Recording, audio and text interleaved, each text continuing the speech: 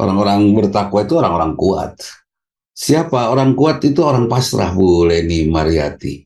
Jadi pada saat kita pasrah ada kekuatan di sana. Kalau kita sedang frigid, sedang dingin dengan pasangan, hey, pahami, udah malas gitu ya ngelihat pasangan, jadi tidur aja patonggong-tonggong gitu kan. Jangan lagi kita lakukan itu karena pasangan kita adalah amanah Allah. Ya.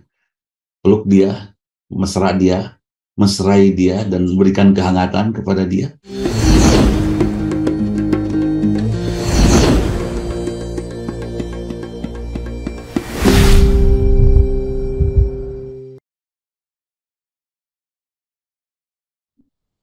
Bismillahirrahmanirrahim. Hamdan wa syukron lillah. Syadu la ilaha illallah wahdahu la syarika la syadu anna Muhammadan abdu wa rasuluh.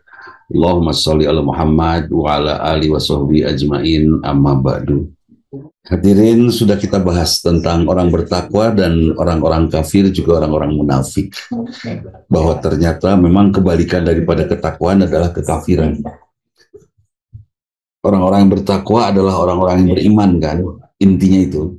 Dengan imannya dia yakin Allah Maha Kuasa, Allah Maha Kuat, Allah Maha Hebat, dan kita semua pasrah kepada Allah Subhanahu wa Ta'ala. Nah, kondisi ini adalah kondisi di mana kita betul-betul menjadi orang yang merendah dan melemahkan diri di hadapan Allah Subhanahu wa Ta'ala.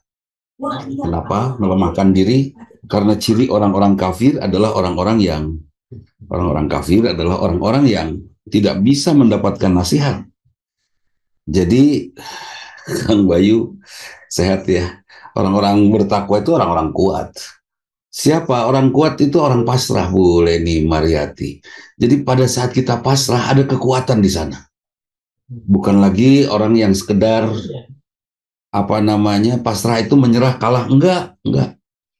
Seorang warga desa pasrah. Warung ada 4 kilo di bawah sana gitu kan. Dia jalan. Dan itu kekuatan. Iya kan? Seorang wanita pada saat mengandung, melahirkan, dia pasrah. Itu kekuatan. Dan kenapa banyak orang-orang yang seperti kuat padahal sesungguhnya dia lemah pada saat dia tidak pasrah. Dan kepasrahan ini hanya dimiliki oleh orang-orang yang bertakwa. Orang-orang yang ingin mendapatkan ridha Allah. Orang-orang yang ingin disayang oleh Allah Subhanahu wa Ta'ala. Siapa? Orang beriman. Kenapa? Karena dia yu'minuna bil ghaib, beriman kepada Allah yang maha gaib. Masya Allah. Musuhnya apa yang merusak ketakwaan kita? Yang merusak ketakwaan kita adalah kita yang tertutupnya hati. Khatamallahu ala qulubihim wa ala sam'ihim wa ala absarihim.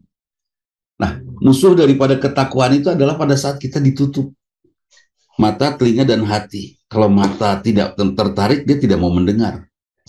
Atau telinga tidak tertarik, dia tidak mau melihat. Hati akan terpengaruh. Jadi yang menutupi ketakwaan kita apa? Saya pernah mendefinisikan takwa itu adalah akhlakul karimah, Kang Bayu. Akhlak yang mulia, perbuatan baik yang didedikasikan untuk Allah saja. Itu orang bertakwa. Jadi, apakah ketakwaan kita sudah mencapai level itu? Level di mana kita hanya berbuat untuk Allah saja. Ini agak susah memang. Kadang-kadang hawa nafsu suka ikutan ya, Caya. Kadang-kadang kita pengen ikut nimbrung hawa nafsu kita, ikut mempengaruhi perbuatan kita. Saya ingin melakukan semua karena Allah. Tapi tiba-tiba saja dalam hati, nggak usah jauh-jauh lah, kepada saat sholat aja. Ketika sholat kita sudah, kemudian kita wiridan setelah sholat. Setelah sholat wiridan agak panjang. Kebetulan agak bagus wiridan kita. Dalam hati kita Pak akan muncul, kalau memang tidak biasa, sigana pang soleh na ya. Tak mulai muncul ketika sebelum sigana pang soleh. Itu Masya Allah. Itu penyakit yang nggak boleh ada. Nah, penyakit-penyakit itu perlahan akan membuat hati kita sakit. Menutupi kebersihan hati kita, kesucian hati kita. Menutupi itu. Sampai khatamallahu ala qulubihim. Sampai hati kita ditutup. Wa ala sam'ihim wa ala absarihim. Kalau sudah tertutup, Masya Allah, sudah malas melihat. Ada orang ke pengajian, pengajian, koream lah. Malah Kang Bayu ada seorang laki-laki dewasa lah, 40 tahunan di atas itu. Kita ngobrol asik nih kesana kemari. Kalau saya nggak suka kan kalau ngobrol hanya itu aja, harus ada agamanya lah satu kalimat gitu kan. Harus ada dalam setiap obrolan tuh agamanya satu kalimat meskipun dalam keadaan kita sedang bercanda serius, sedang betul-betul bercanda. Tetap aja ada kalimat agama. Ketika saya menyampaikan kalimat agama, Bu Vini, dia ngomong, udahlah jangan ngomong-ngomong yang kayak gitu, kita kan udah pada gede, udah pada ngerti. Ya Allah, ya Rabbi, ayat itu teh. Itu khatamallahu ala qulubihim. Itu hatinya ditutup. Wa ala sam'ihim wa ala absarihim. Kalau hatinya sudah tidak suka, dia tidak mau melihat, mendengar, tidak mau melihat. Itu satu sama lain saling mempengaruhi. Mata, hati, telinga itu, pendengaran, penglihatan, dan perasaan itu saling mempengaruhi. Kalau sudah nggak suka, ya sudah. Ngelihat aja, misalnya Resa tidak suka sama mantan, ada kabar mantan akan lewat aja udah malas gitu kan. Misalnya mantan bupati, tenang cah, mantan bupati Kabupaten Bandung. Itu mata akan berubah, mata tidak mau, dan dia juga tidak mau melihat, tidak mau mendengar juga. Ketika si mantan itu ngomong, udah malas aja apa ngedengerinnya. Nah itu, apa yang membuat kita malas seperti itu? Khatamallahu ala qulubihim. Allah menutup hati kita. Dengan apa? Gisyawah. Gisyawah ini yang akan merusak ketakwaan kita. Kita tidak akan lagi mau untuk tidak akan mau lagi untuk melakukan karena Allah. Kenapa kita tidak lagi mau melakukan karena Allah? Karena kita tidak pernah menemukan manfaat. Ya, merasa naon sih gunana karena Allah. Gini tuh orang-orang itu ikhlas. Buktinya keikhlasan mereka tidak membuat ya, keikhlasan mereka tidak membuat mereka kaya raya. Tetap aja gitu. Dan itu ya. Jadi, insya Allah kita buang di syawah ini. Kemudian ada penyakit yang lain. Penyakit yang lain ini harus diperjuangkan. A'anzar tahum amlam tunzirhum la yu'minun. Orang yang dikasih tahu tidak dikasih tahu sama saja. Nah, kita coba menjadi seorang yang ketika dikasih tahu berubah. Dan ketika tidak dikasih tahu, kita berusaha mencari tahu. Maka kita akan berada paling tidak kalaupun belum menjadi orang bertakwa, kita akan mendekati ketakwaan, berusaha mencari tahu. Kenapa di Eropa sana, di Amerika sana, di Cina malah, di Rusia, banyak sekali para peneliti, para ilmuwan yang bersyahadat masuk Islam. Mereka bersyahadat masuk Islam karena mereka tidak menutup mata, telinga, hati mereka. Mereka ingin melakukan penelitian, mereka membaca, mereka mendengar beragam penjelasan. Sampai akhirnya mereka menemukan kebenaran, dan kebenaran tidak ada lagi. Kecuali pada saat kita,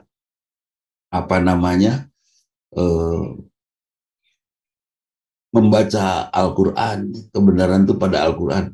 Ini yang saya ingin waspadai ini kepada generasinya Bu Resa ini. Nah, generasi Bu Leni ini.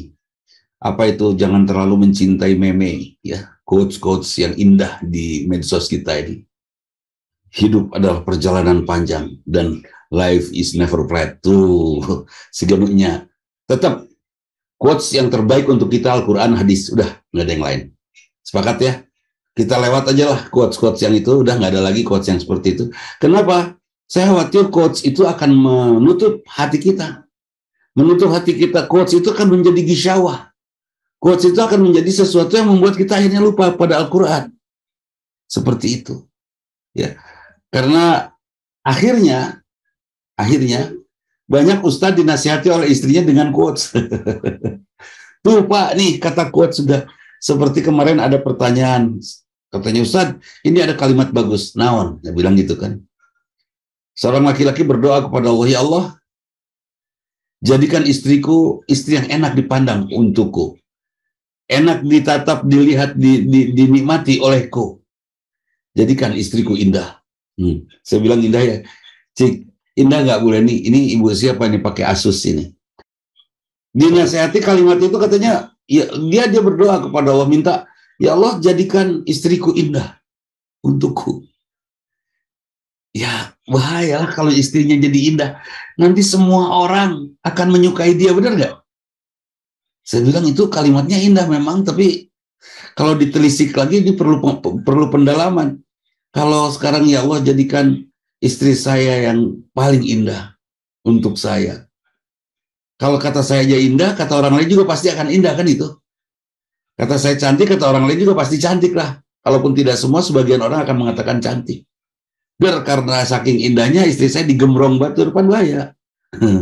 Sehingga gulali digemrong sirum. Nah, saya bilang, rubah dong kata-katanya. Gimana merubahnya? Dengan kalimat apa, Ustaz? Katanya. Saya katakan, ya Allah, buat mata saya tertarik untuk dia.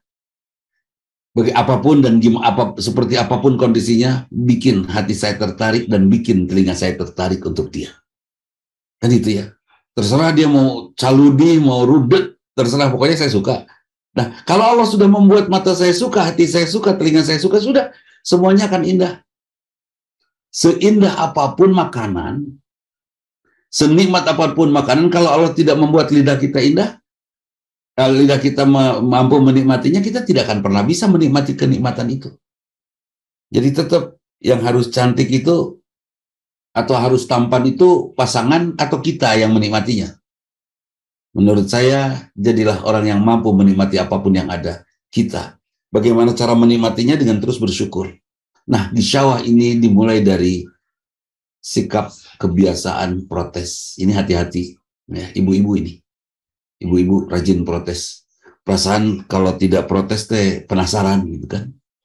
Suami, anak, adik, kakak, bawaan kalau nggak temen, guru, kalau nggak diprotes teh perasaan nggak puas.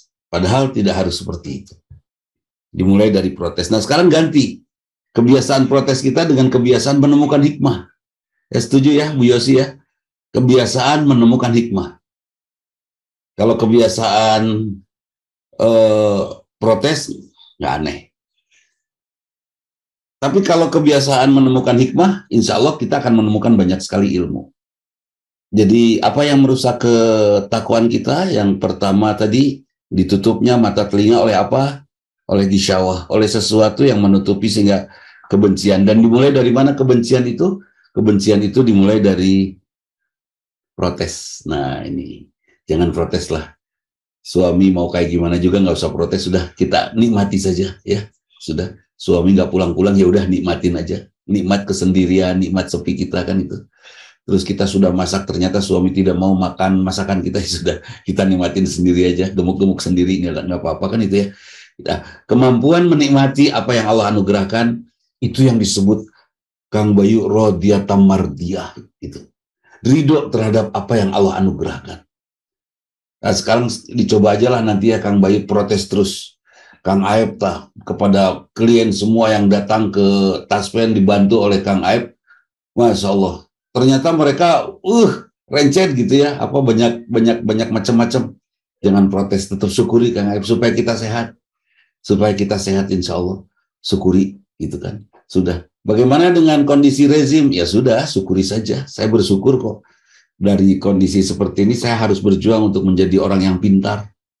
Ya, orang yang pintar dan pintar mempengaruhi orang-orang ya, untuk bisa sama-sama berpikir pintar kan itu. Nah, jadi model saya dikelilingi oleh 10 orang bodoh. Perlu nggak saya tinggalin? Jangan. Tapi saya harus berpikir keras bagaimana 10 orang bodoh ini bisa jadi pintar kan itu. Kalau ternyata masih saja tidak pintar, bahkan tetap makin cilepeng, ya terus saya berpikir untuk membuat mereka makin pintar. Satu saat ya Kang Aib, kita akan menjadi orang paling hebat. Karena apa? Kita terus berjuang mencari cara kreatif untuk membuat orang lain pintar. Seperti itu. Nah, jadi hati-hati, ini menyimpulkan bahwa orang-orang bertakwa itu orang-orang yang ditutup. Khatamallahu ala qulubihim wa ala sam'ihim wa ala absarihim ghishawah. Bagi mereka adzabun adzim. Nah, adzabun siksa yang pedih. Siksa yang pedih itu di mana? Buat mereka yang tertutup hatinya, matanya, telinganya.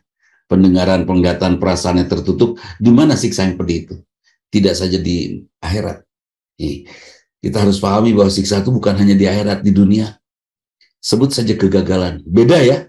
Kemiskinan atau kemiskinan dengan kegagalan beda.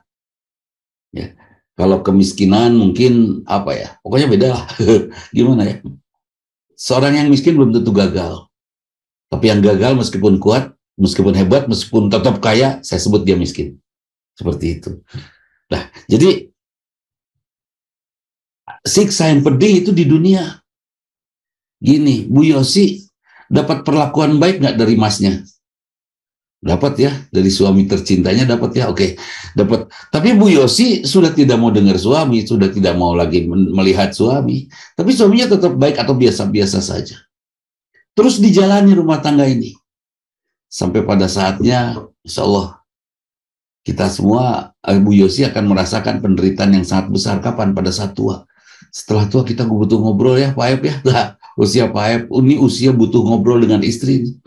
Dan siapa lagi atau teman ngobrol kita teh? Kecuali yang di rumah. Harus belajar ngobrol sampai akhirnya terbiasa ngobrol dan terus ngobrolnya dibuat asik sampai sepuh. Nah, kalau Bu Yosi bersikap tidak mau mendengar, tidak mau melihat, tidak mau merasakan suami, kira-kira pada saatnya kita akan bisa punya teman ngobrol nggak? Padahal nggak bisa. Itu siksa buat kita. Nah, kemudian saya tetap ngobrol sama istri saya. Meskipun terus saja selalu aja ada bentrok ketika ngobrol itu. Teruskan jangan ngobrol itu. Terusin aja. Nanti suatu saat di tengah banyak bentrokan pasti ada kekompakan pasti. Akan bertemu dengan kondisi itu. Terusin aja. Jangan putus asa. La ta'asumir rohillah. Jangan engkau berputus asa atas rahmat Allah. Ya, perbedaan adalah rahmat. Ya, terus ngobrol bareng terus. Kompak terus dengan nggak bisa kompak, saya setiap ngobrol aja berantem, ya sudah terusin aja berantem, terusin ngobrolnya sampai pada saatnya kita tidak akan kehilangan teman bicara. Karena gini, kalau Bu Yosi tidak mau mendengar, tidak mau melihat, tidak mau merasakan tentang suami, insya Allah pada suatu saat ada saat di mana Bu Yosi merasa asing dengan suami dan tidak kenal, ya kan? Ujungnya banyak sekali Kang Aep, teman-teman nih jamaah yang sedikit-sedikit, Ustadz boleh nggak cerai? Aduh, zaman ayeuna sedikit-sedikit boleh nggak cerai? Saya bilang kumadinya lah, gitu kan. Kalau mau cerai, hey denger ya Bu Asus, Bu Leni, Bu Yosi, Kang Aep, semuanya ya, Kang Bu Eca, Bu Ina, Bu Vini, Bu Eni di Pura, Abah Dedi, Masya Allah, ada Bu Yanti, Ibu Eni Rosita, Bu Susi. Saya sampaikan, rumah tangga kita adalah sebuah perjalanan mahakarya dari kedua orang tua kita. Kedua orang tua kita mendidik kita, juga mendidik pasangan kita. Sepakat ya? Kemudian gabung. Kemudian kita berjuang dan sukses untuk membangun rumah tangga sakinah, mawadah, rohmah. Kira-kira siapa yang akan mendapatkan pahala besar? Bu Ina, Dio jadi orang yang sukses berumah tangga. Sudah kita dorong untuk sukses. Ketika dia sukses dengan istrinya berumah tangga, kira-kira Bu Ina dapat apa dari Allah? Dapat ampunan sepenuhnya. Itu. Jadi Bu Yosi pertahankan rumah tangga itu maksimal, bukan demi anak. Bukan demi anak. Karena banyak orang yang demi anak setelah dewasa anaknya malah lari. Nggak ingat sama orang tuanya. Ya kan? Demi orang tua kita. Kenapa demi orang tua kita, Bu Diah? Karena insya Allah kita akan menyelamatkan kedua orang tua kita dengan kebaikan rumah tangga kita. Tah eta Kang Aris Wahyudi. Luar biasa. Ya, kita harus kita perjuangkan supaya apa? Supaya orang tua kita beruntung atas perjalanan kita. Rumah tangga saya anugerahkan kepada Allah, untuk Allah tentunya. Dan saya minta dari Allah, ya Allah anugerahkan pahala sepenuhnya untuk kedua orang tua saya. Itu. Ampuni semua dosa kedua orang tua saya, ya Allah. Cak. Jadi bukan mempertahankan demi Gaza, bukan, Cak. Mempertahankan rumah tangga teh, bukan demi Wisnu, bukan.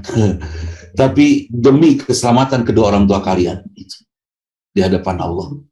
Dan saya bahagia sekali ketika ada beberapa penjelasan tentang itu. Ternyata rumah tangga kita berpengaruh untuk keselamatan kedua orang tua kita. Saya sujud syukur itu. Kenapa saya sujud syukur ya? Karena hanya itu yang bisa saya lakukan. Oke, perjalanan rumah tangga kita ya boys, kita perjuangkan habis-habisan ya boys. suami pika sebelen, pedit bisa Bu Isma suaminya bager sih. Saya kenal suaminya Bu Isma bager, jadi apa ya? Ya udah anggap aja Bu suaminya galak, pedit, pika sebelen, judes. Ibu bertahan dengan kesabaran. Ya Allah, saya ibadah. Saya beribadah untuk Engkau ya Allah. Dan dari ibadah ini tolong selamatkan ibu bapak saya. Ta eta nurani. Selamatkan ibu bapak saya. Kita semua punya dosa, pernah punya dosa. Semuanya ada dosa yang besar, ada yang kecil. Yang paling besar adalah dosa musyrik ya. Ada dosa maksiat. Saya pernah maksiat. Pernah. Mudah-mudahan kebaikan ibadah kita membuat Allah mengampuni kita tentunya. Mudah-mudahan. Dan perjalanan kita, perjalanan yang terbuka. Waspadai oleh kita, jangan sampai gisyawah ini, ya, sesuatu yang menutupi hati kita ini, membuat kita sama sekali tidak mau mendengar kebenaran. Ya. Nah, bagaimana caranya, bagaimana mengukur kebenaran itu bisa kita dengar? Ukurannya sederhana. Seberapa jauh kita bisa memaafkan orang? Nah, itu sih, Bu Resa. Bisa memaafkan orang? Bisa. Nurani bisa memaafkan saya? Memaafkan orang? Bisa. Harus ya. Kita saling, ketika kita bisa memaafkan sesama kita, di situ ada keterbukaan. Yang boleh jadi itu menjadi sumber pintu, ya, pintu yang memberikan peluang kepada kita untuk mudah mendapatkan hidayah dari Allah Subhanahu wa taala. Itu. Nah, itu. Jadi yang menutupi ketakwaan kita adalah kebohongan. Yukhadi'una Allah wa ma yahda'una illa anfusahum, kan itu. Yukhadi'una Allah walladzina amanu wa ma yahda'una illa anfusahum wa ma yash'urun. Menipu. Artinya menipu apa? Iya, kita menganggap Allah tidak mendengar kita. Kita menganggap Allah tidak melihat kita. Kita menganggap Allah tidak tahu tentang kita. Padahal sesungguhnya kita yang tidak tahu tentang kita. Ya kan gitu. Nah, sampai kita berani nipu Allah. Nipu Allah sholat seganunya Allah. Sholatnya sih 5 waktu. Tapi akhlaknya ya Allah. Kan gitu ya. Akhlak boleh, rusak boleh, silahkan. Ya. Jela boleh, akhlak kita rusak sebentar sajalah. Tapi pulih lagi gitu loh. Jadi saya minta Ustaz Hasim ini minta pendapat Ustaz, kalau menurut Anda dari surat Al-Baqarah awal-awal tentang orang-orang kafir dan orang-orang munafik adalah sikap, atau sikap munafik dan sikap kafir adalah sikap yang bisa merusak ketakwaan kita. Dan kalau sudah rusak ketakwaan kita, yang paling awal sekali dihalangi, dari diri kita adalah Al-Quran. Ustaz Hasim, enggak? Input masukan. Bismillahirrahmanirrahim. Alhamdulillahilladzi arsala rasulahu bil huda wa dinil haqq liyudhhirahu 'ala dini kulli walau karihal kafiru. Asyhadu an la ilaha illallah wahdahu la syarikalah wa asyhadu anna Muhammadan abduhu wa rasuluh. Amma ba'du. Bapak-bapak, ibu-ibu, hadirin semua pesantren virtual. Dalam kesempatan ini saya diberi kesempatan untuk sedikit mengupas tentang orang-orang kafir, orang-orang munafik yang merusak tentang keimanan kita. Ya, orang-orang kafir terus selalu mengajak kita, bahkan orang-orang yang sudah beriman pun mengajak, kalaulah mereka punya kemampuan, mereka ingin mengembalikan kalian kepada kekufuran. Kekufuran di sini tentu akan merusak keimanan kita.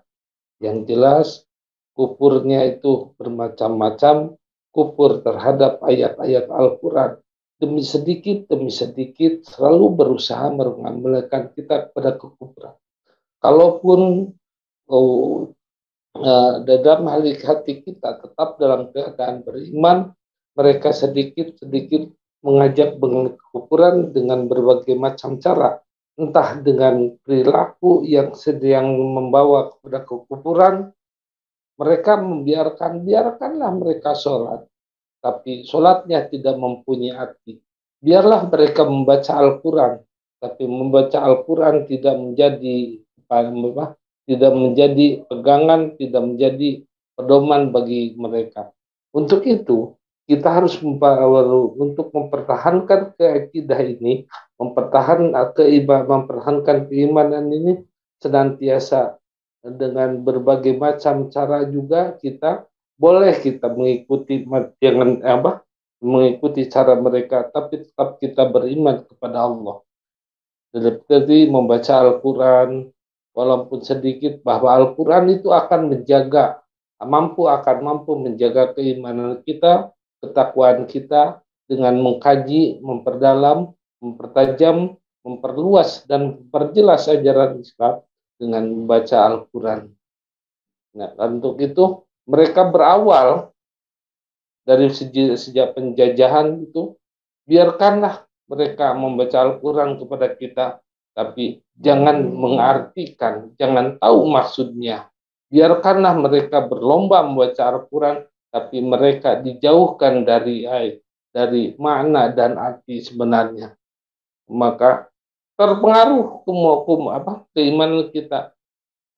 Sampai ada yang mengatakan gara-gara Al-Fatihah diterjemahkan sudah tidak mampu, tidak bisa menjaga kita. Artinya menjaganya bukan menjaga keimanan, tapi menjadikannya jimat.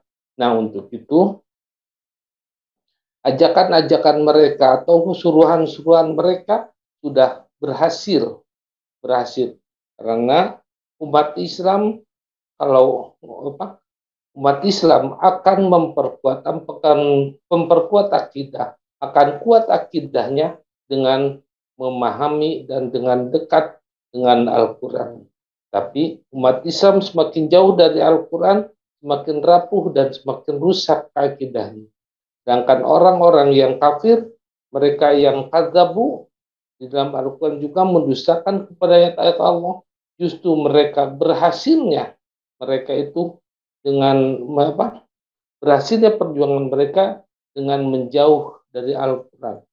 Karena itu hadis Rasulullah pernah bersabda dalam hadis, Al-Quran itu akan menjadi hujatun lakum, menjadi hujah bagi kamu sekalian, akan bisa memperkuat kalian. Tapi hujatun alaika, akan menjadi hujah bagi mereka untuk menjatuhkan kalian. Karena itu orang-orang tidak sedikit orang kafir yang memahami, yang mempelajari Al-Quran, yang membaca Al-Quran, tapi dijadikan celah-celah, jadikan di mana celah-celah umat Islam dan orang Nasrani pun pernah saya ketemu, pernah datang dia ke tempat waktu di Linggawastu. Ada seorang karyawan, dia datang membawa tamu. Saya tanya, ini katanya, ada tamu mau berbicara, boleh. Ada apa, silakan.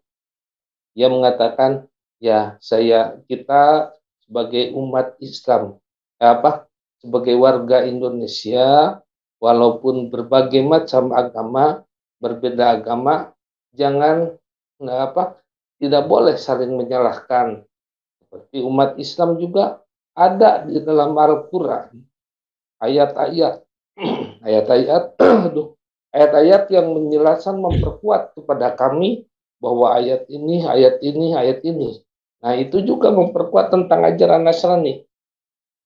Sebelum berbicara, saya katakan, sebelum berbicara lebih jauh, saya mau bertanya dulu, Bapak beragama apa? Nasrani. Tadi Bapak percaya tidak keluar iman tidak pada Al-Quran? Percaya tidak? Dia bingung, diam. Ya, kapan lagi ya kita ketemu lagi.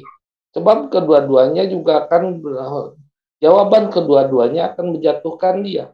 Kalau percaya iman, kenapa tidak percaya mengimani keseluruhan, tapi mengiman hanya dalil-dalil yang dianggap oleh mereka memperkuat. Kalau dianggap iman, dia harus iman secara keseluruhan.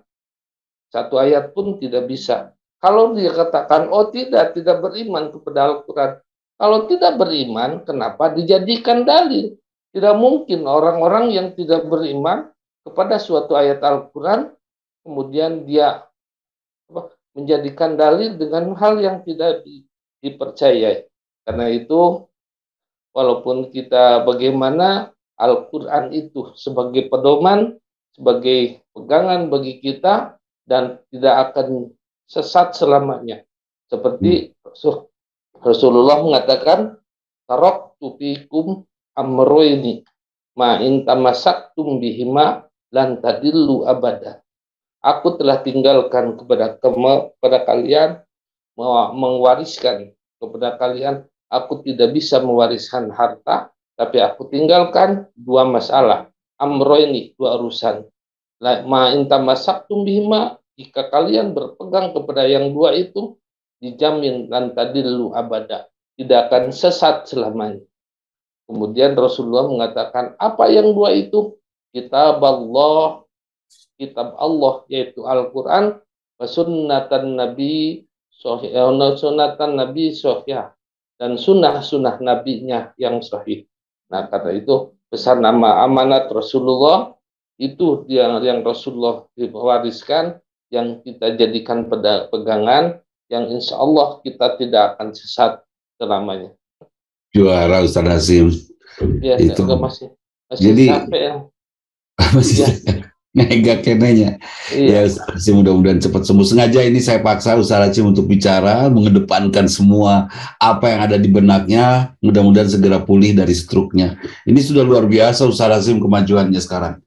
Nah hadirin, Ya. betul tadi, kalau ada orang non-muslim mengatakan ini kan ayat-ayat ini nggak boleh, kita ayat Quran itu menunjukkan bahwa kita nggak boleh menghina mereka.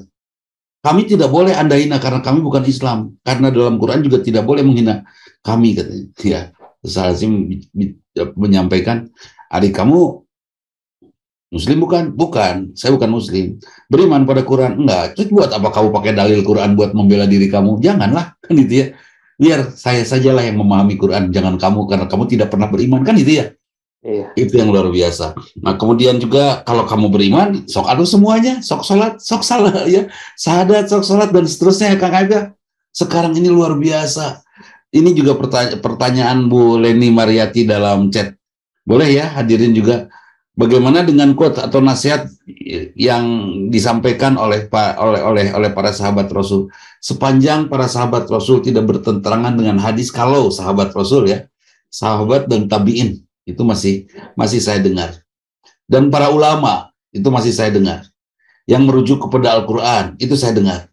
Tapi ada quotes-quotes yang keluar dari itu semua, yang hadir dari filosofi, bahkan ternyata beberapa puluh yang saya kumpulkan itu datangnya dari Bible. Nah sekarang masyarakat awam kan tidak tahu mana yang Bible, mana yang bukan, ya kan? Nah itu, jadi subhanallah, kita harus waspadai dengan itu Ibu Leni. Nah itu, jadi betul Ustaz Hasim, Quran yang bisa membuat kita, karena di awal surat Al-Baqarah itu, dzalikal kitabu la raiba fi, itu ke Quran. Tidak ada keraguan di dalamnya. Huda lil muttaqin, petunjuk untuk orang bertakwa. Siapa orang bertakwa itu? Mereka yang mau mendengar isi Quran. Bukan memanfaatkan Quran untuk dijadikan dalil seperti dijadikan oleh Kang Iwan Kris. Kang Iwan menjadikan Quran sebagai dalil untuk kawin lagi. Tekaci. Meskipun kawin lagi ada dalilnya dalam Quran ya. Itu Kang Iwan aman insya Allah. Kang Aib aman insya Allah. Jadi jangan sampai Quran ini dijadikan dalil untuk perbuatan salah kita. Tapi coba lakukan koreksi terhadap semua perbuatan kita dengan menggunakan dalil Al-Quran. Al-Quran untuk mengkoreksi sikap kita, bukan sikap kita dikuatkan oleh ayat-ayat Quran, sehingga akan banyak sekali seperti ini. Bohong kan boleh. Bohong boleh dari mana? Itu Rasulullah berulang kali jangan bilang jangan bohong. Tapi buktinya apa? Buktinya Nabi Ibrahim pernah bohong. Kan itu ya. Itu dalam rangka membela diri supaya tidak dihukum. Enggak, Nabi Ibrahim tidak ada istilah membela diri, tetap membela kebenaran. Mana yang harus kita bela? Membela diri atau membela kebenaran? Cing, tah, eta. Sering kita mengatakan membela diri kita demi membela diri. Jangan bela diri kita, tapi bela kebenaran. Tapi kalau kita membela diri dengan mengorbankan kebenaran, akibatnya apa? Akan banyak diri-diri yang lain yang membela dirinya dengan mengorbankan kebenaran. Tetap Nabi Ibrahim tidak takut dibakar. Ya kan? Nabi Ibrahim tidak takut Kenapa Nabi Ibrahim bicara waktu ada perusakan terhadap berhala-berhala yang kecil-kecil? Nabi Ibrahim mengatakan, nih yang gede nih yang menghancurkan berhala, itu kok bukan berbohong. Tapi Nabi Ibrahim sedang mengolok-ngolok mereka, bukan berbohong. Iya kan? Ada lagi sahabat yang nggak ada sahabat yang berbohong. Bahkan yang berbohong pun itu tidak dinyatakan sempurna imannya. Pada saat ada seorang sahabat yang katakan demi Lata dan Uzza. Demi Lata dan Uzza, karena tidak mau mati akhirnya dia katakan demi Lata dan Uzza. Tapi setelah itu dia tebus dengan dia berani menghadapi peperangan. Dia tebus kesalahan itu. Kesalahan dia mengorbankan kebenaran demi keselamatan diri. Bayangkan begini. Saya sedang dihimpit batu seperti Bilal. Saya tahu yang memiliki nyawa dan yang meringankan batu ini atau memberatkan batu ini Allah. Bukan beratnya batu. Batu 200 kg. Itu batunya yang berat atau Allah yang mentakdirkan batu itu 200 kg? Ini kita mulai bicara ke arah tauhid ya. Yang membuat batu itu berat 200 kg, Allah. Oke. Karena Allah yang membuat berat batu itu 200 kg, perlu nggak kita takut dihimpit batu 200 kg? Nggak perlu lagi. Kalau memang harus membela kebenaran, tidak perlu. Jangan nekat, iseng-iseng bawa batu 200 kilo. Jangan. Seperti itu. Jadi, tidak ada istilah, ya kita perbaiki ya, membela diri, berbohong untuk keselamatan diri. Nggak ada. Nggak boleh.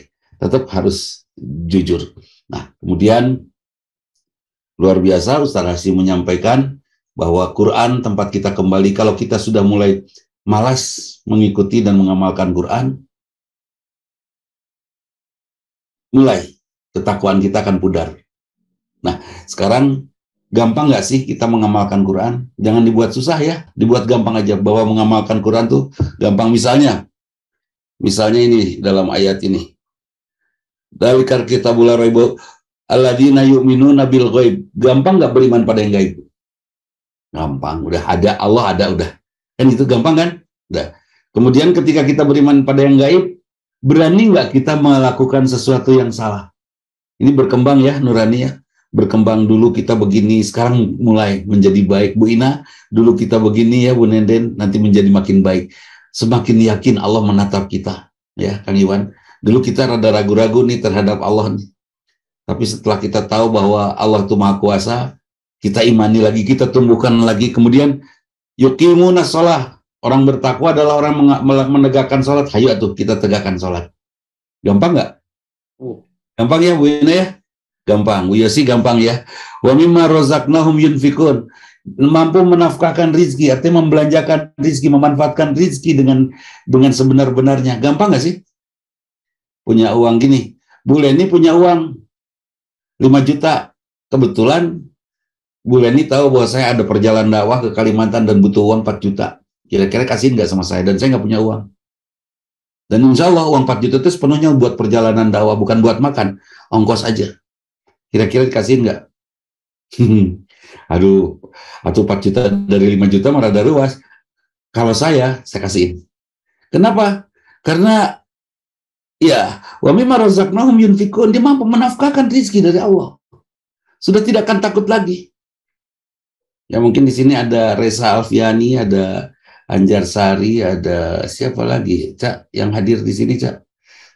Anak-anakku, ya.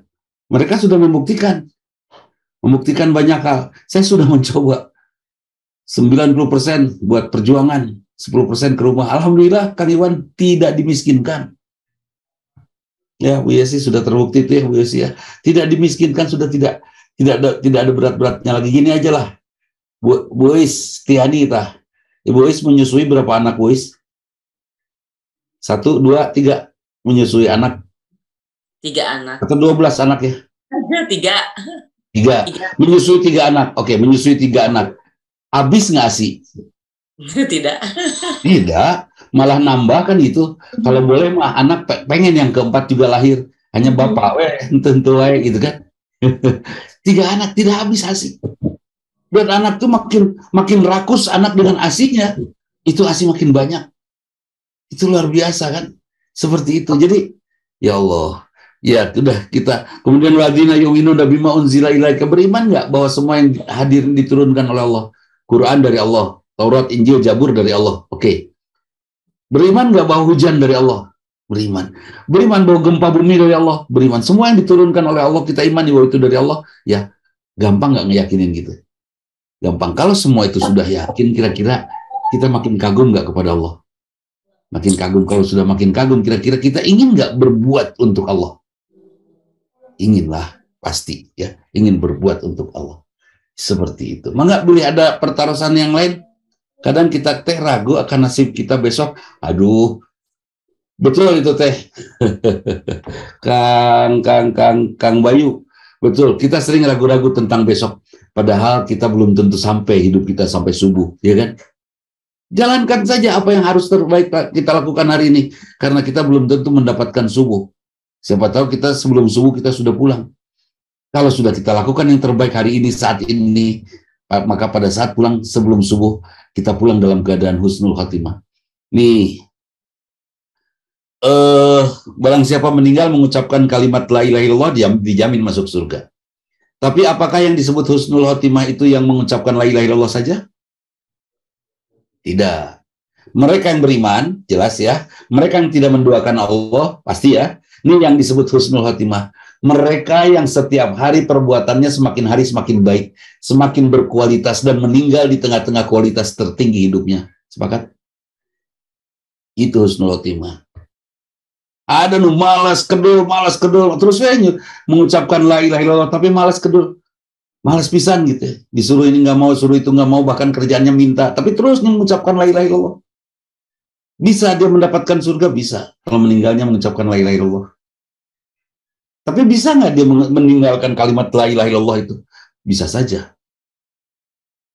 Kebiasaan yang mengucapkan la ilaha illallah, tapi karena sikapnya tidak mendukung kepada kalimat la ilaha illallah, ujungnya kalimat itu tidak hadir pada saat sakaratul mautnya. Nauzubillah min dzalik. Yang pasti husnul khotimah itu Bu Elia. Bu Elia, terima kasih ya sudah terpenuhi semuanya. Pokoknya jazakumullah khairan katsira aja. Apa namanya? Yang disebut husnul khotimah itu Kang Iwan mengerjakan target sampai 10 tahun 2020. Tahun 2021 target 10 itu terlampaui jadi 25. Tahun 2022 target 25 terlampaui juga sampai 30 misalnya kan. Nah, tahun 2024 ditargetkan sampai 35, ternyata terlampaui sampai ke 40. Kemudian setelah target individu itu terlampaui, kemudian meninggal, itu happy ending nggak? Husnul khotimah nggak? Husnul khotimah. Karena itu Kang Aep, buat kita nih, kita CS-an seumuran, sama-sama berusia 42. Saya dengan Kang Aep. Jangan pernah menurunkan kualitas individu kita, Kang Aep. Jadi istri, hari ini jadi istri sangat baik, besok lebih baik, besok lebih baik lagi, besok lagi lebih baik, terus sangat baik. Hari ini lebih baik dari kemarin. Kemudian hari ini meninggal di tengah-tengah kondisi yang terbaik, itu husnul khotimah. Nah itu. Jadi jangan ragu-ragu tentang besok, Kang Bayu, kalem, karena kita belum tentu hidup sampai besok. Istiqomah kepada sunnah itu susah pisan, ya. Apalagi kita mendapatkan ujian yang kena mental ya. Untuk sebetulnya nggak sih ujian? Mungkin di antara sahabat semua yang hadir ada yang tahu tentang ujian? Ujian hidup itu apa sih? Kecuali yang bertanya ya. Bu Yosi kesel, nggak boleh. Yang disebut ujian apa sih? Cobaan juga nggak, Ustaz? Ya, ujian, cobaan. Kita sedang dirundung ujian yang akhirnya kita susah untuk menegakkan ibadah-ibadah yang khusyuk, yang sesuai sunnah. Seperti itu. Kumaha ujian itu apa? Cobaan juga nggak, Ustaz? Ya. Sama dengan cobaan nggak, Pak? Sok ujian yang paling berat apa sih? Buat kita yang hidup ya, bukan buat mereka yang meninggal atau yang sudah. Buat sehari-hari kita yang kita rasa paling berat apa? Mungkin dalam mendidik anak juga, Ustaz. Ujian mendidik anak. Masya Allah. Nah itu hadirin, Apakah mendidik anak ini adalah ujian yang berat, Bu Yosi? Menurut saya tidak. Tapi ketika kita menganggap anak ini milik kita, nu urang, dan anak ini kita anggap bahwa cara didik kita lah yang paling benar, kemudian anak tidak klop dengan apa yang kita lakukan, kita akan merasa ini ujian. Tapi kalau kita tahu anak kita adalah milik Allah, titipan kepada kita, dan tugas kita hanya satu saja, ngajak anak ibadah, supaya anak mau ibadah. Gimana caranya mengenalkan anak kepada Allah? Hanya itu. Ya, Bu Elia tuh anaknya ajak untuk mengenali Allah saja. Ya, sudah, hanya itu. Tidak disuruh, tidak diminta untuk apakah jadi orang kaya. Enggak. Kalau Kang Ian sudah mengenali Allah, kira-kira Kang Ian akan bekerja pas-pasan nggak, Kang Ian? Enggak lah, malu ya oleh Allah ya. Malu oleh Allah. Enggak lah, Allah sudah sangat serius memberi kepada Kang Ian. Masa Kang Ian melakukan sesuatu pas-pasan? Karena memang Kang Ian tahu Allah itu Maha Agung, Maha Sempurna, dan Maha Mulia. Kira-kira kita akan menganugerahkan karya kita, karya terbaik atau karya asal-asalan? Pasti yang terbaik. Kalau kita sudah ibadah, kemudian kenal kepada Allah, sudah tidak mungkin kita melakukan karya pas-pasan. Kenapa Ar-Razi jadi dokter? Kenapa Ibnu Sina jadi dokter? Kenapa Al-Jabar jadi ahli hitung? Kenapa Ibnu Battuta menjadi ahli pembuatan peta dunia, globe ya? Kenapa datang semua ahli itu dari umat Islam? Dari kalangan muslimin. Baru di abad berikutnya, abad belasan, baru umat yang lain menjadi pengembang dari ilmu yang dibidani oleh umat Islam. Kenapa? Karena umat Islam saat itu, Kang Aep, beribadah, Kang Andi. Jadi karena ibadah, Kang Andi, Kang Aep, mereka tidak pernah berbuat pas-pasan. Mereka berbuat maksimal untuk Allah yang Maha Agung sebatas kemampuan mereka. Dan mereka akan menabrak batas-batas kemampuan itu sampai mereka menemukan apa yang disebut ilmu kimia. Itu dari umat Islam datang. Ya kan? Sampai ada istilah alkohol. Kalau tidak pakai alkoholun. Ya, kalau pakai al tidak pakai lun, pakai alkohol dan seterusnya. Itu dari kita, dari umat Islam.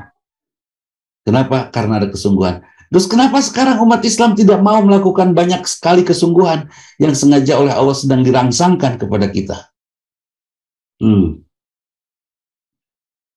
Karena kita karena jiwa kita tidak meyakini keagungan Allah. Yang kita yakini keagungan diri kita, kemuliaan diri kita, kehebatan kita, keterhormatan kita, itu terus yang kita bahkan ketika butuh hiburan untuk kita, padahal hiburan yang terindah ketika kita mendapatkan nih, Bu Nenden dirayu oleh pemuda gagah, sebut saja Bu Nenden masih lajang ya, dirayu oleh pemuda gagah idaman, kira-kira berbunga-bunga nggak? Koleang-koleang tuh mungkin lah, sampai untuk mungkin pasti ngoleang lah, tuh mungkin ya Kang Ian ya. Enggak, dirayu, mah. Nah oke. Pemuda gagah ngerayu kita, ngoleang kita. Bayangkan kalau kita yakin Allah Maha Agung. Allah Maha terpuji, Maha indah. Kemudian Allah merayu kita dengan bahasa-bahasa yang luar biasa dari Allah. Ya ayyuhal mu'minun, ya ayyuhalladzina amanu. Kan itu. Itu kepada kita manggilnya. Wahai orang-orang yang mencintaiku, kan itu. Kira-kira kelepak-kelepak gak sih kita dirayu oleh Allah seperti itu? Iya kan? Harusnya. Kenapa tidak? Karena kita tidak yakin Allah Maha Agung, satu. Yang kedua, kenapa kita masih butuh hiburan? Butuh piknik ke gunung, camping, ke Pangandaran. Kenapa masih butuh? Ya itu mah healing aja lah, healing. Healing, mungkin. Oke. Tapi yang jelas mudah-mudahan itu bukan menjadi hiburan utama. Karena ala bidzikrillahi tatmainnul qulub. Kalau kita mengingat Allah, hati kita akan tentram. Bu Yosi pernah dapat surat cinta dari kekasih? Dulu? Pernah ya? Oke. Kalau pernah Bu Yosi, sekarang Bu Yosi ingat-ingat lagi surat cinta itu, tersenyum bahagia nggak? Tersenyum. Apalagi kalau kekasihnya sudah meninggal. Itu luar biasa. Ya Bu Herawati, Kalimat-kalimat indah dari yang kita cintai itu membuat kita berbunga dan terbang. Nah, sementara kalimat-kalimat indah dari Allah yang merayu kita, bahkan memberikan janji kepada kita. Sudahkah itu membuat kita terbang? Nah, seperti itu. Kalau kata Vini dari Palembang, ujian tentang keikhlasan itu yang sangat susah sekali. Ya, ujian tentang keikhlasan. Kira-kira ada Zoom nih. Pas kita mau on Zoom, ada telepon, ada WhatsApp dari teman. Saya pengen telepon, ada rezeki nih buat kamu. Kira-kira angkat telepon dulu atau ikut Zoom dulu? Ini jumlah pengajian ya, meskipun mungkin tidak berarti ya seperti ini. Kira-kira angkat telepon dulu atau Zoom dulu? Telepon dulu, atau udah duitin. Oke, telepon dulu ya. Telepon dulu. Terus pas ngangkat telepon Bu Leni, kita tuh meninggal ketika ngobrol dapat duit, atau meninggal ketika mendengarkan Ustadz Tengarti ceramah. Iya. Si Ustadz gimana ini tuh ya, saya pengen beriman, terus nggak ngerti kita terus disimak. Mau tuh husnul khotimah nggak? Husnul khotimah mana? Mendengarkan telepon yang janji akan memberikan uang, atau Zoom yang tidak memberikan janji apa-apa. Terus kita meninggal, pilih. Itu ujian keikhlasan, berat ya. Kadang-kadang di situ butuh keberanian untuk kita menabrak dunia ini dengan sebuah keyakinan dunia itu nothing, nggak ada apa-apanya. Dunia itu nggak ada apa-apanya. Sok naon atau di dunia, ya itu. Baik, ada yang lain? Silakan yang mau share, yang mau bertanya atau apa sajalah. Kang Ian, biasanya Kang Ian nih. Berarti kalau kita mendapatkan ujian itu semakin bertambah keimanan. Sebab tidak mungkin Allah menguji manusia dengan hal yang tidak mampu. Apabila kita mau naik kelas, maka harus ada ujian. Kalau kita tidak lulus di kelas 2, dengan ujian kelas 2, walayahna tidak naik kelas 3.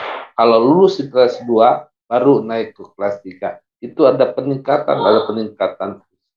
Makanya orang-orang yang mendapatkan ujian, itulah orang yang berhasil, di antaranya orang yang sukses, walaupun hanya sekedar mereka mendapatkan ujian dari segi keduniaan. Tapi alangkah indahnya kalau kita diuji keimanan kita, mana mungkin keimanan kita akan meningkat kalau ujian itu kita berdoa kepada Allah, ya Allah, jangan kau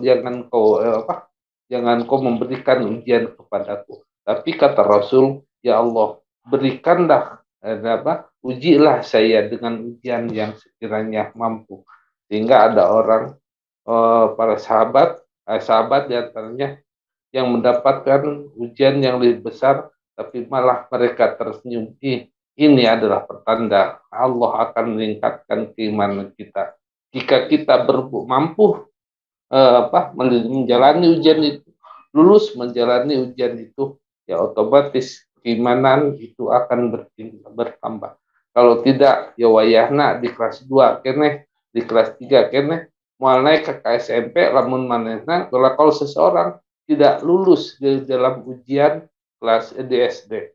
Nah, untuk itu jangan merasa sedih kalau kita mendapatkan ujian seperti ya sakit.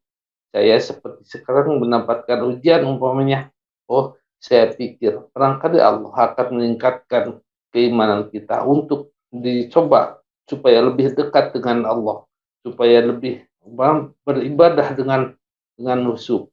Dan insya Allah kalau memang kita menerima bahwa itu adalah ujian dari Allah semuanya, dan kita sukses, Allah akan menambah keimanan, semakin dekat dengan Allah, dan Allah akan semakin sayang. Baru mereka menjadi orang-orang yang berhasil. Gitu barangkali. Nah, kalau saya boleh mengolah lagi ya Bu Herawati, bahasanya Ustaz Hasyim ini, ujian itu menaikkan kita sampai dari kelas 2 ke kelas 3 misalnya. Rasulullah dan para sahabat itu diuji dengan sesuatu yang yang bersangkutan tidak mampu.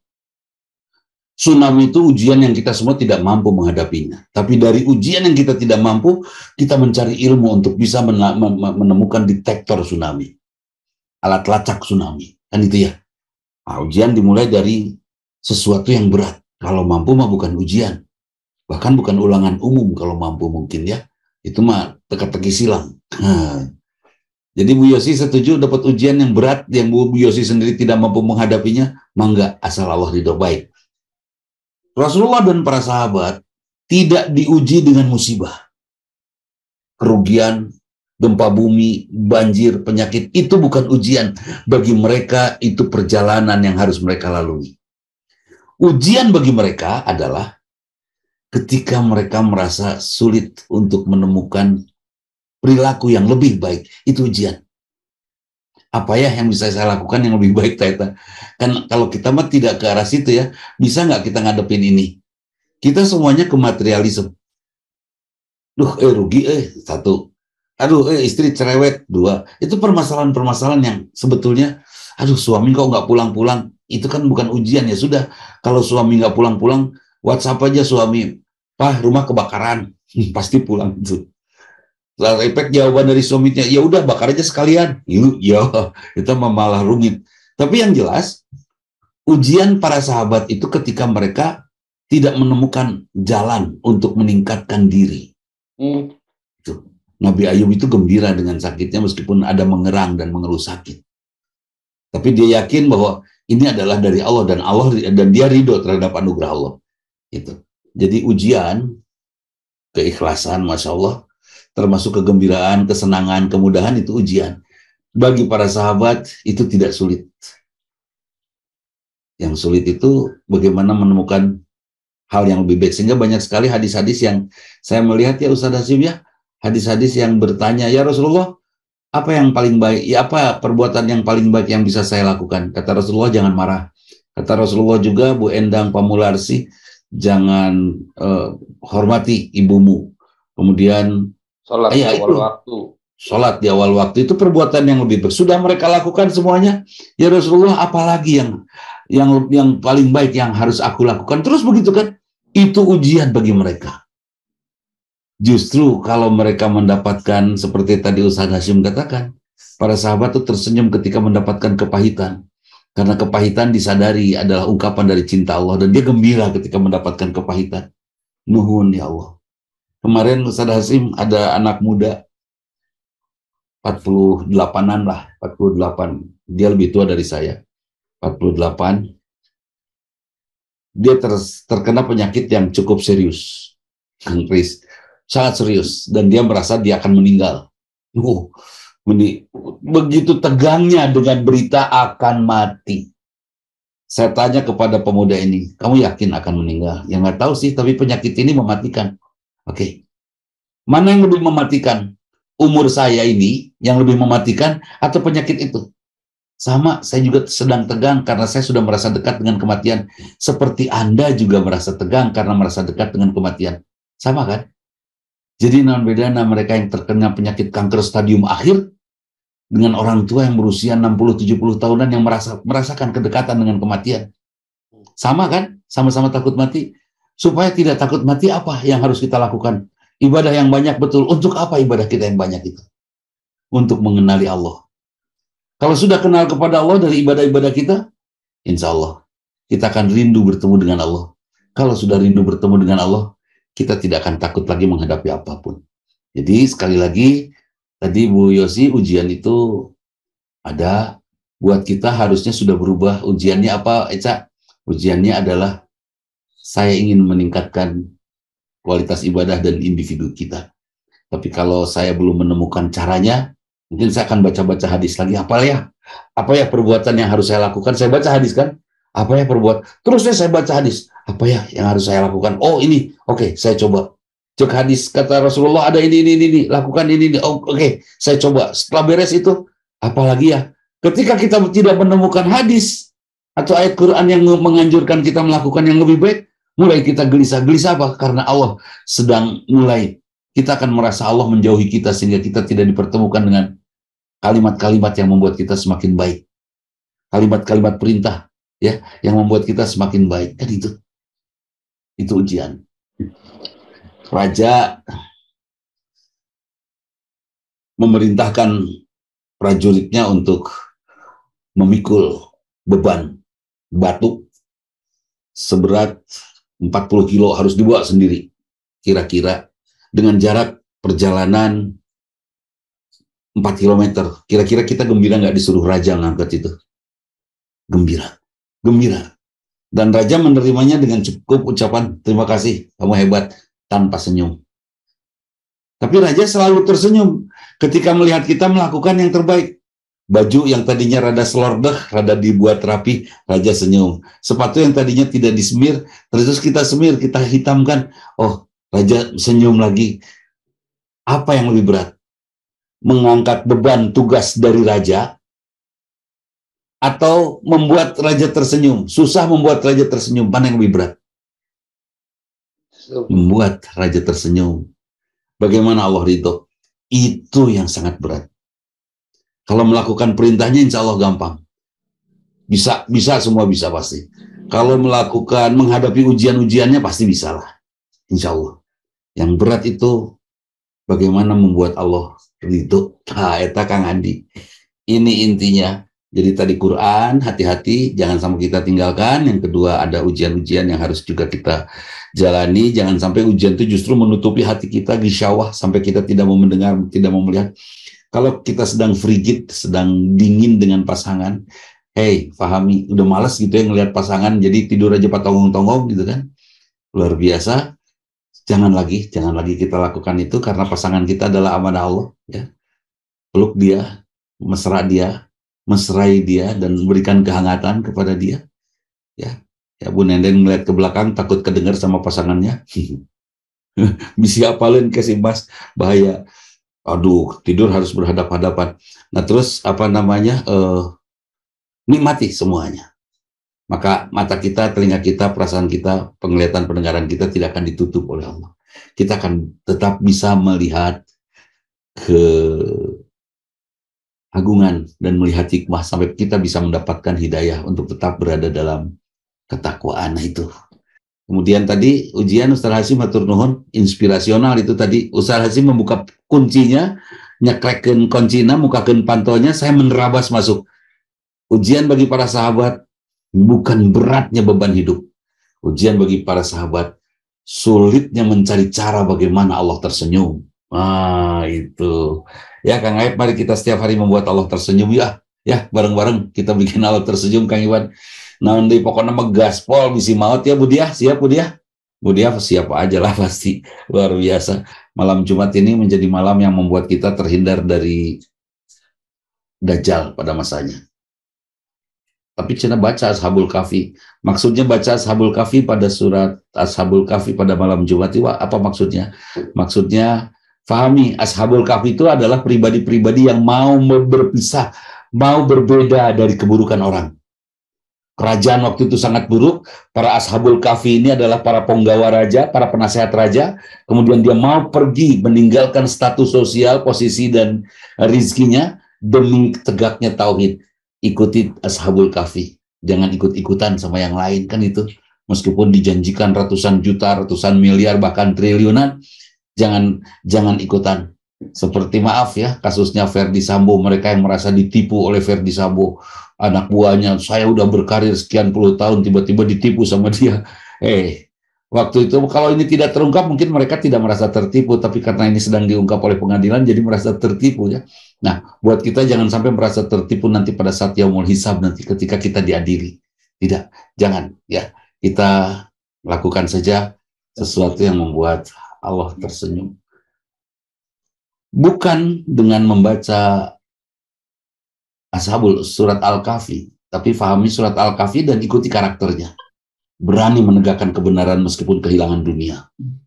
Dan mudah-mudahan kita di sini di dalam rangka menguatkan pemikiran, perasaan kita, mungkin deskriptif sifatnya, acak-acakan, tapi insya Allah akan menguatkan kita untuk bisa menolak, menepis keburukan dalam perjalanan hidup kita nanti. Yang berat Pak Aib, yang berat nih buat kita, pada saat kita sudah lemah dalam berpikir, rentah, pada saat kita sudah sulit berpikir ya, Pak Kris, Zela, masih ada, Nazela, Kang Dang, Damang, itu pada saat kita sedang lemah seperti itu, Bu Hera, yang saya khawatir apa? Godaannya datang di tengah kami lemah.